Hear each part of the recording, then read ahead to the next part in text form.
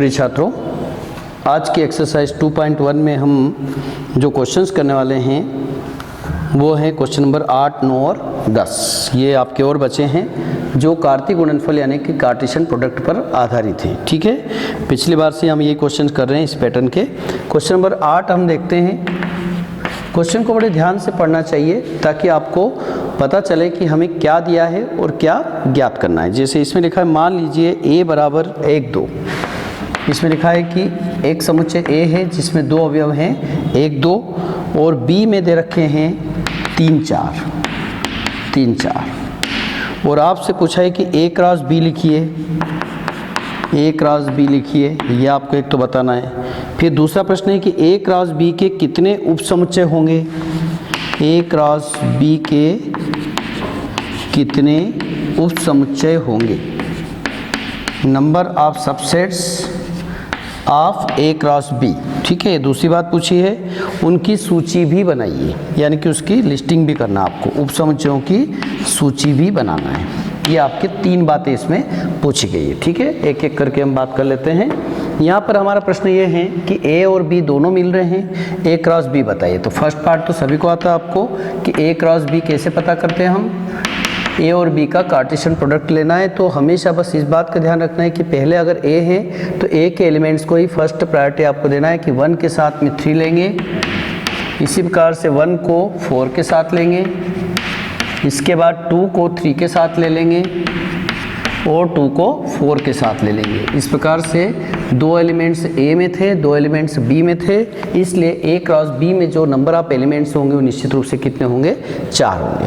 इसके बाद में आपसे पूछा है कि A क्रॉस B के कितने उपसमुच्चय होंगे। ये एक अच्छी बात है। मैंने आपको एक बार बताया था कि A क्रॉस B में नंबर ऑफ एलिमेंट्स कितने होते हैं, तो ये होता था Na क्रॉस N।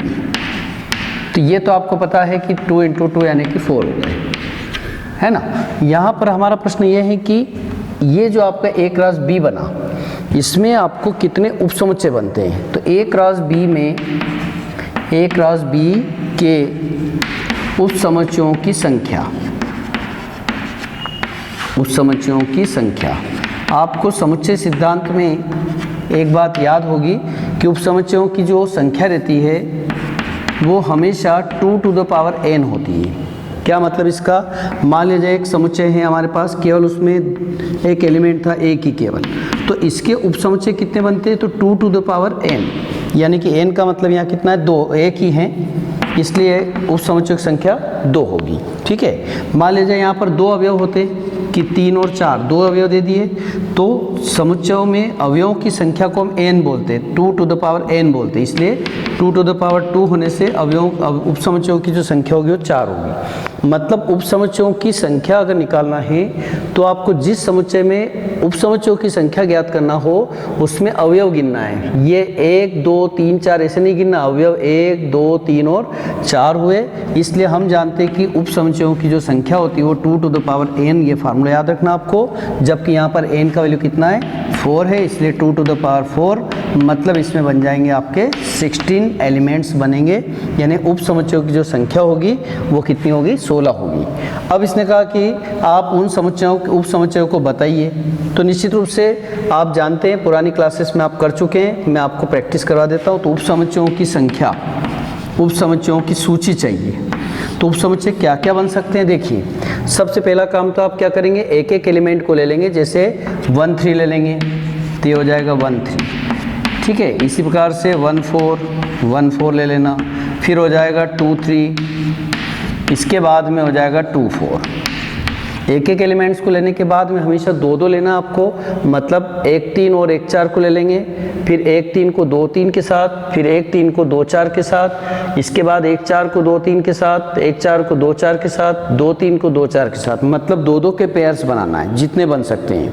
इसके बाद 3, 3 के पेयर्स को लेना है, इन तीनों को ले लीजिए, इन तीनों को ले लीजिए, इन तीनों को ले लीजिए, और रिपीट नहीं होना चाहिए, इस बात का ध्यान देना है। फिर आपको पूरे एलिमेंट्स को लेकर के एक सेट बनता है, वो भी उपसमुच्चय ही होता है। और एक फाई याद रखना, हमेशा फाई जो रहेगा वो सभी का सबसेट होता है। फाई यानी कि रिक्त समुच्चय जो रहता है वो सभी का उपसमुच्चय होता है। तो इसको आप बनाएंगे, मैंने आपको बताया। सेकंड इन दोनों को ले लेंगे, फिर इन दोनों को ले लेंगे, इसको भी ले सकते हैं आप, लेना ही है। इन दोनों को फर्स्ट और सेकंड, सेकंड और थर्ड, थर्ड और फोर्थ, फोर्थ और फर्स्ट। इसके बाद 1 2 3 को ले लीजिए आप इन तीनों को, फिर 2 3 4 को ले लें, फिर 2 3 4 और 1 को ले लें। इस प्रकार से आप रिपीट नहीं हो, इस बात का ध्यान देना। और कितने बनना चाहिए इस बात को भी ध्यान देना है, 16 बनना चाहिए। और अक्सर हम भूल जाते हैं कि उपसमुच्चय जो रहता है 5 सभी का होता है, इसलिए 5 को भी इंक्लूड करना है। और 5 को इस टाइप से नहीं लिखना है कि इसके अंदर आप 5 लिख दें, ये तो सिंगलटन सेट हो जाएगा, एकल समुच्चय हो जाएगा। इसलिए इसको आप या तो ऐसा लिख दें या फिर कैसा लिखें, केवल 5 लिख दें, ठीक है। और जो सेट रहता है वो भी अपने आप का सबसेट होता है, तो ये भी आपको रिपीट करना है हर बार, यानी 1 और 2 तो यही हो जाएंगे, फिर 4 ये हो गए, इसके बाद 2 2 के पेयर्स और 3 3 के पेयर्स। इस प्रकार आप देखेंगे कि 16 बन जाएंगे, ठीक है। तो ये आपका क्वेश्चन नंबर 8 में 3 बातें पूछी गई थी जो मैंने आपको बताई। Thank you.